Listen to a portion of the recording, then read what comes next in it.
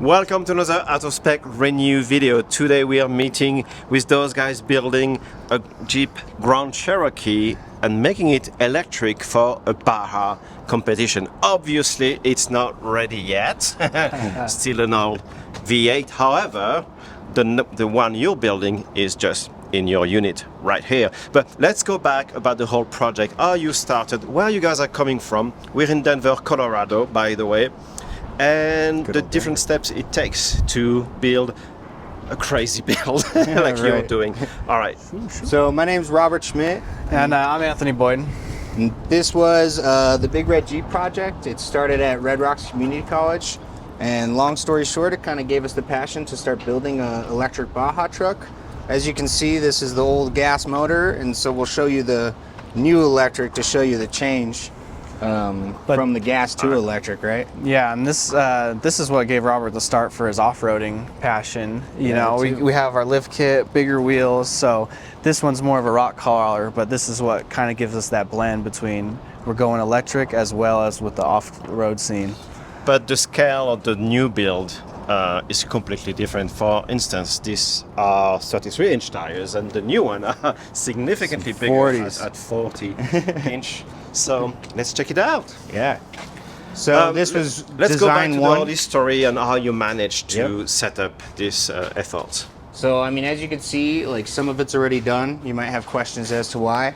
This was for our school project, and we're actually going to be redoing this just because we learned so much from a lot of trophy truck builders. Shout out to you guys. I won't say your name, but we now know a lot more, and we've got a chassis table that's going to allow us to really dial this truck in, and Tony's our SolidWorks guru who's able to. And we have another level of accuracy with our new shop, you know, the lift, our own lift. With our first try, we didn't even have a lift to build it. We were on jack stands, so you know, you can only have so much accuracy. Now that we have our own shop and time, we really we can do it right. And with this being like a school project. So how did you fund the original project and this one in particular? So both of the projects were capstone design projects. So for Red Rocks, when I graduated there, you have to do a capstone. And then same with at Colorado School of Mines, you have to do a capstone. So that project, we got 18 sponsorships and we funded it through getting parts from them. This project, we ended up getting almost 25 sponsorships so far. We raised almost $90,000, which was a school record, which is pretty cool. Yep. It was through the school that we met. So as we talked about, the capstone at Colorado School of Mines is where I originally met Robert. Even though we went to school 4 years prior together, we never ran into each other. And it was Robert's idea to present this the first electric trophy truck. It was definitely the most ambitious project Mines ever had. So we had to raise a lot of our own money through the sponsorships and Robert's skills. And with that, we got to where we are. And we have a shop full of parts, and we plan to make our sponsors happy. Yep, and one unique fact about this project is, like most school projects, like NASA will come present a project to the school, and then students will all try to sign up for that project, and then that's what they'll do for their senior design. I was that company this time, so it was the first student-driven project, and then I got 14 students to all come on board, and so it's a pretty big. I think we are at a point where you can admit you just wanted a Baja truck and you found a way to finance it one way or another. I was proud of Robert. That was like the best move I've seen any student make at School of Mines. Yeah, because like at the end, you know, like the group gets to keep the company gets to keep the project. So good strategy. Yeah, it was not a bad deal. And we left with it. They had a machine shop, so we learned a lot of the technical skills and, you know, laser cutting, machining, milling, CNC, a lot of the really advanced stuff that fabricators need to know, that you will need to know to be a trophy truck builder. All right. So trophy trucks, what are the requirements for a trophy truck to compete? So like a normal vehicle, like we have a couple friends that also build cars, but they build more like drag cars or like race cars, and their suspension only needs to go up like about 4 to 6 inches. Yeah, 6 inches as max. It travels through. If we were to cycle through our suspension, we'd actually go through this fender and then come all the way down. So we're talking 30 inches of travel is what we're dealing with in the front versus 6 inches. Yeah. So the translation in a tire, I'm sure Tony could tell you all about that, but it really changes a lot, the caster and the camber and everything. So it's been like a a world of knowledge that we've obtained. So obviously you had to design the complete suspension setup from scratch. Exactly. Yeah. And even just like you see the little bend in here, like needing to know that angle and needing to know like how these can all sit straight and like when you're going to be turning, like how your tires are going to act. Like that has been a very, very hard thing for us to understand. And now using an electric drivetrain, does it make any difference from the front suspension setup? You know, like at first the hardest part was the power steering, and because we didn't know how we were going to do that, there wasn't like a electric solution to that. But then we found a company, and now we have a power steering pump. And is it a high voltage steering pump? It is a high voltage system. It's from Terzo, which we're not sponsored by them or anything, but it's a 10 kilowatt system, so it's one of the biggest systems we know boy. out there. A lot of them are 2 kilowatt systems, so that is the big difference between. That's the biggest hump we had to overcome. Okay. I just figured like with the high speeds we were going to be going at and like jumping the vehicle, like if you ever had to turn, you might need like a lot more than what 2 kilowatts would be able to provide for you. What are the type of speed you reach on the Baja truck? Well, Baja trucks reach like around like top speeds. I would say like around 120. Wow. So we're hoping to be able to do that, but obviously with like the EV batteries and everything, we're not going to be able to sustain that. So in our race, we're going to be going like much slower and trying to get farther than trying to like start the race going fast. So is there a special category for electric Baja trucks? Yeah, the Baja E. Yep, Baja E. And as far as we know, no one has finished the Baja 1000 or probably the 500 either. There might be a few for the Felipe 250 and competitions like that, but for the bigger competitions, really the furthest team that goes the furthest will win the competition. Okay. So what's your strategy as far as recharging or maybe battery swapping? Yep. How are you designing the system to work? One of the main unique parts of our design is we plan to have a hot swappable battery. The batteries are very heavy, so a lot of people don't do that. We'll have cranes and whatnot to help us, but we plan to have all batteries charged sitting at a station. We pull in, swap them all out, fully charged, and pull right back out. Okay. Because like most EVs, you know, you have like a solid battery that's been installed in the car, and you would never ever remove that. Like the coolant lines are all going to be fixed, and all the BMS system's going to be fixed. Ours, we're going to have a BMS system, hopefully for each battery module that goes in back. Disconnect, quick coolant disconnect. Yep. Quick coolant disconnect. There's a lot of tech. It's a tongue twister. There's a lot of tech. So not only you're building a challenging Baja truck to build, but also you're bringing a new technology altogether to make it do the 1,000 miles. Yeah. I thought that was going to be really cool. Yeah. Like I've always been into the off-roading thing, and then obviously being an electrical engineer, we kind of needed to figure out how to tie a lot of engineering disciplines, because like Anthony's mechanical, we had civil engineers on our team, so we needed to like make this project apply to everyone. And so naturally I just came up with EV trophy truck. Speaking of which, let's go through the system you'll be using. Okay, cool. So it's still all in shambles, obviously, because we're still in the fabrication phase, but you can see we've got some Stealth EV batteries right here. Let's see if we can see the board. The board will be right here, and that's the Stealth EV. So there are Tesla Model S or Model X modules that have been upgraded by Stealth EV. And these are also like the big boy packs too. So they're the 6.3 kilowatt hour from packs. 100D. And you'll see some of the smaller packs. The P100D batteries. Smaller, which those are pretty cool. They're cool because they have the dual coolant loops. So it'll help with when we're racing that fast. All right. And then obviously we got the big boy Revolt motor over there from Eddie and his crew. We got the Torque Trends piece on here. So right now we've got the Revolt motor, and the electric vehicle is going to be seeing some pretty crazy conditions in the Baja 1000, like sand, water, and all sorts of things like that. So we actually talked to Revolt and asked them if they could seal it up and make it waterproof, which is something that they were not doing before. And it was able to help them start producing their new motors being sealed and waterproof, which is a really good thing to be happening. So that's the whole point of designing system for competition. You push them all the way where they can be, and you come up with new solution. Yeah, and they were able to implement it and make it better. So the Revolt motor is rated at 400 volts. We're going to be pushing it to 440 in our build. We have 114 kilowatt hours of battery that are going to be going to this, and depending on who you ask, this motor can produce 800 foot-pounds of torque up to over 1,000. So it's an absolute beast.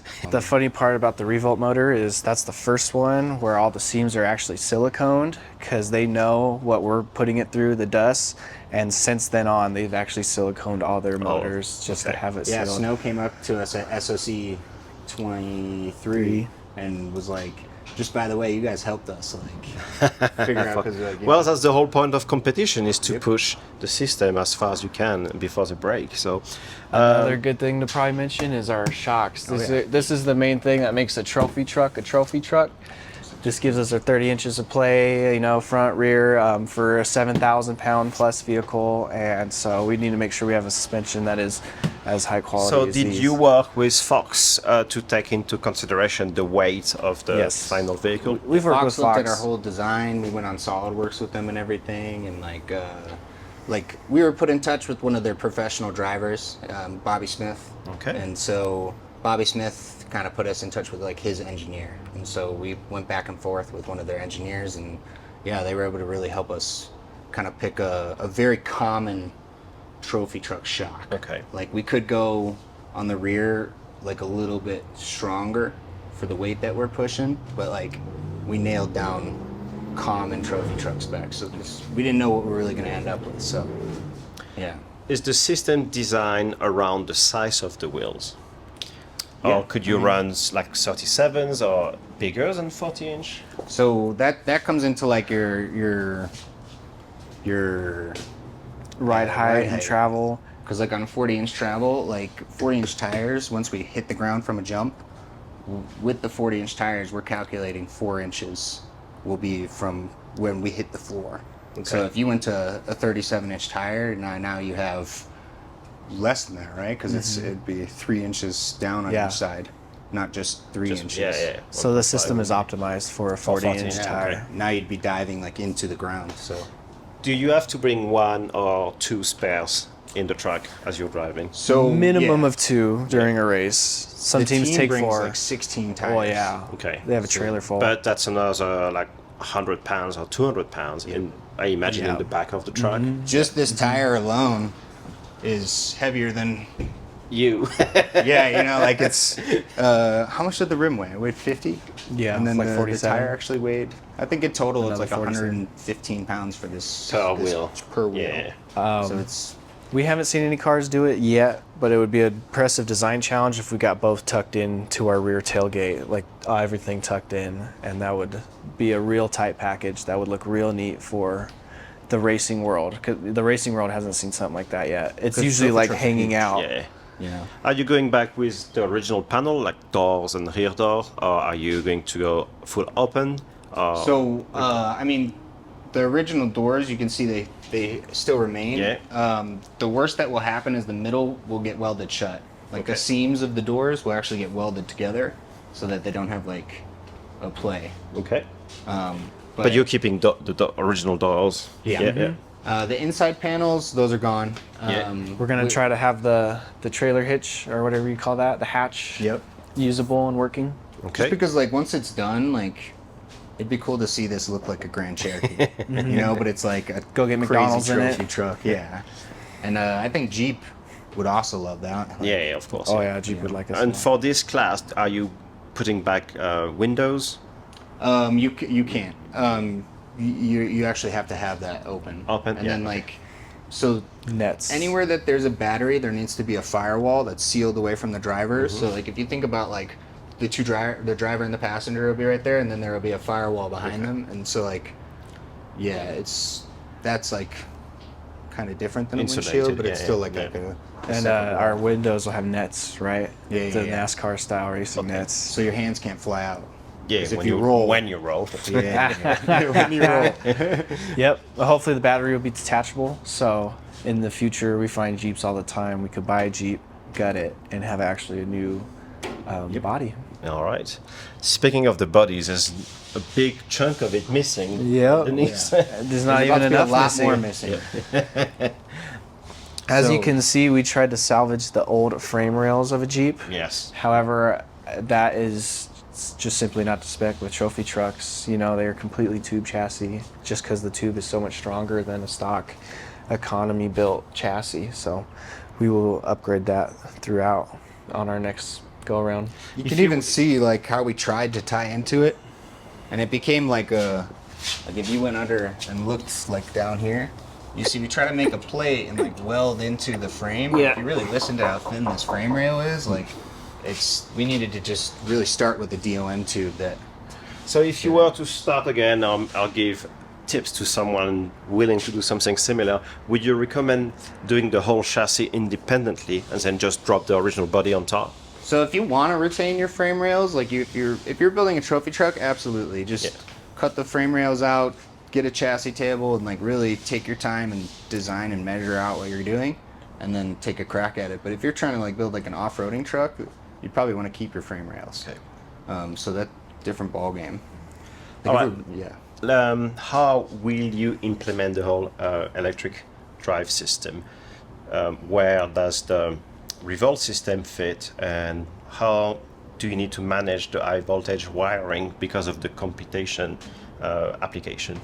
So in a normal car, you'll see like right here is a transmission tunnel, and so like that is where we'll be putting our Revolt motor. They're pretty close to size. The transmission was fairly it looks big, like a and gearbox. so it gets mounted like somewhere right in there. And then if you look at this kind of square pocket, this was where we were originally looking to put one of the battery boxes. It's a 500-pound box, and it has 6 of the batteries inside of it. And so that would be like where one of the batteries were packaged. So if you think about wiring, that one's going to have to be wired into the back of the car too.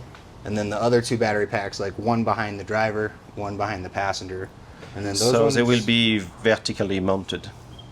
This one would be. The other ones would be just as kind low of as possible. laying, Okay. yeah.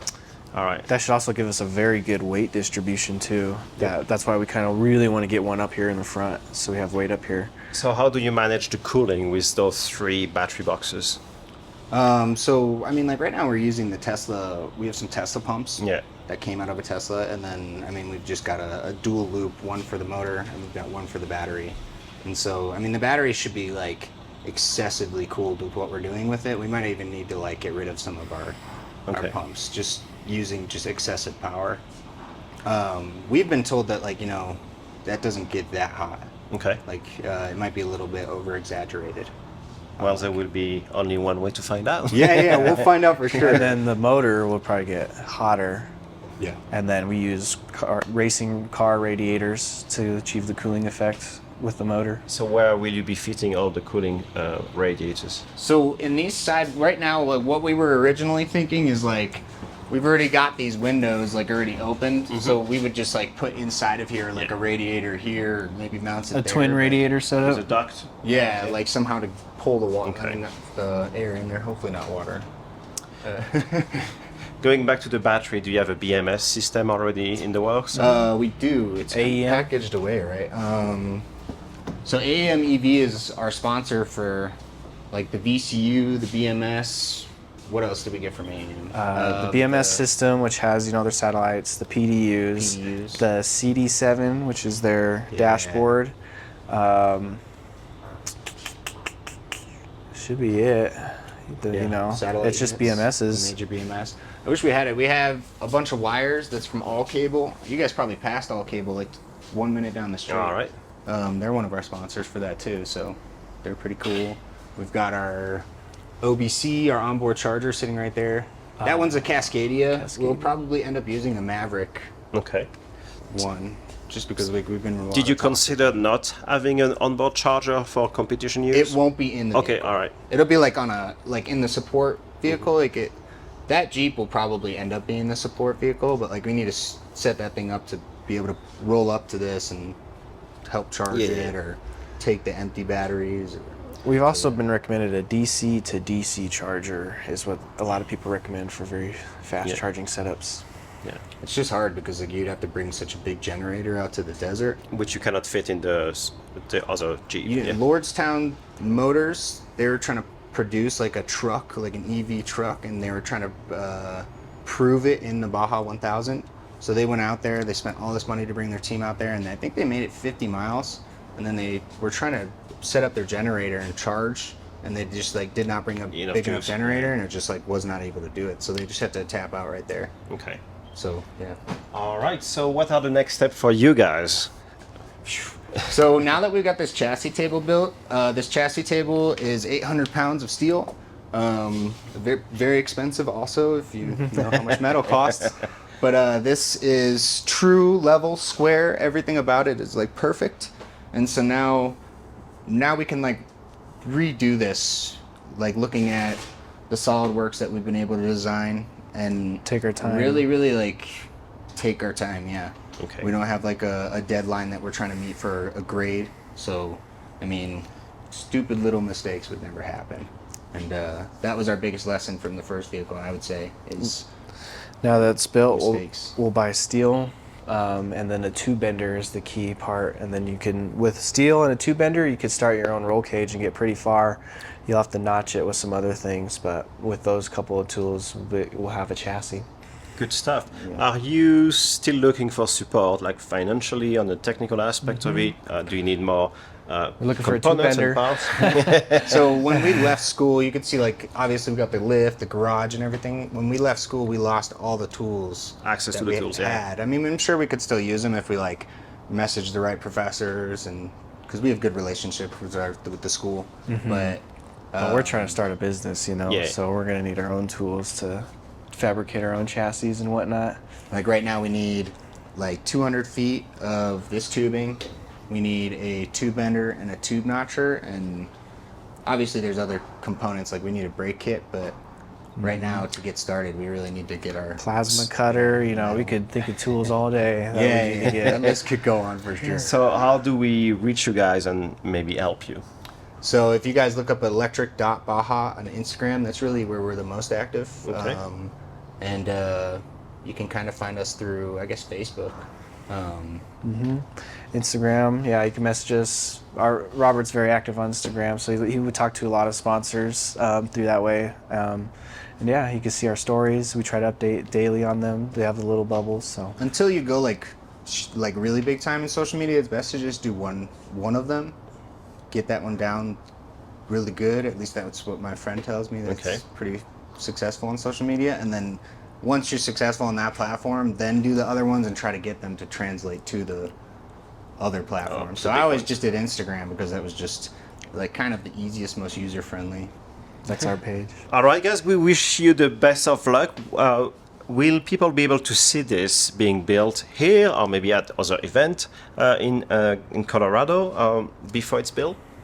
I mean, we probably won't show it to anybody until it's done. Okay. To be honest, just because what we did the first time and then it never got finished. So we really want to like come out and really surprise people with an electric trophy truck. But it will happen faster than you think. We'll have to follow you on Instagram, and I look forward to coming back, maybe see where you are in 6 months or at the State of Charge event in July, and maybe come back in the winter or the summer when it's completed. You said you don't really have a set date, but when will be the next Baja you could realistically attend with the truck? Probably next year. I mean, like November. If like this year would be completely out. Like we would want to go if we finish. Let's say everything went to plan and we finished. We'd want to go to SEMA and PRI and like a bunch of car shows before we destroy it. Okay. So we'd probably give it a whole another year. Maybe do the Pikes Peak climb. Do a lot of other. Maybe go to the Mint 400 and let's say hi to some of our sponsors, but not race. Along with the Mint, I'm sure we'll start at the San Felipe, which is in February. So. All right, so we'd better let you guys get back to work. Guys, if you like what you saw today, you want to see more of those fantastic projects, let us know in the comments below. Give us a thumbs up, and guys, we'll see you in the next one. Thanks.